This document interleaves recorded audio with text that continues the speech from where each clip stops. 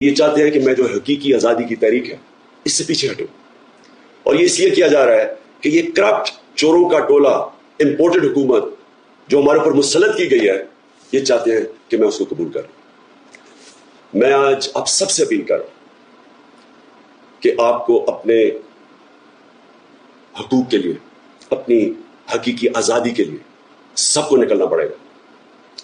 کبھی بھی کسی قوم کو پلیٹ میں آزادی نہیں پکڑائی جاتی، آزادی کے لیے جدوجہد کرنی پڑتی ہے، جہاد کرنی پڑتی ہے، محنت کرنی پڑتی ہے، اور وہی قوم پھر اس کو اللہ تحفہ دیتا ہے آزادی کا۔ یہ وقت آ گیا ہے کہ آپ سب اپنے حقوق کے لیے نکلیں۔ اس کا مطلب سڑکوں پہ آ جائیں گے، ملک کو روک دیں گے؟ یعنی کوئی ملک چل سکتا ہے ایسے؟ اور اس کا نقصان کس کو ہے؟ ہمارے پاکستانیوں کو، عوام کو نقصان ہے، غریب لوگوں کو نقصان ہے۔ سڑکیں بند کر رہے ہیں، لوگوں کی روزگار جا رہا ہے۔ جو بیچارہ دہاڑی میں جس نے آ کے مزدوری کرنی تھی، جب ملک رک جائے گا وہ کدھر سے بچوں کا پیٹ پالے گا؟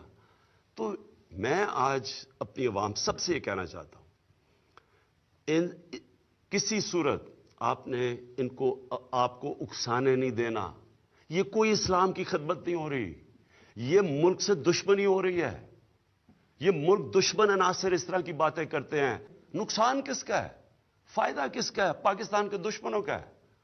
تو میں آج آپ سب سے، اپنی عوام سے اپیل کر رہا ہوں، اپنے ملک کی خاطر جو یہ اپنی سیاست چمکانے کے لیے آپ کو اکسا رہے ہیں، آپ نے ان کی باتوں میں نہیں آنا۔ یہ کوئی اسلام کی خدمت نہیں کر رہے، یہ صرف اپنی ووٹ بینک بڑھا رہے ہیں۔ میں ان عناصر کو اپیل کرتا ہوں کہ ریاست سے نہ ٹکرانا۔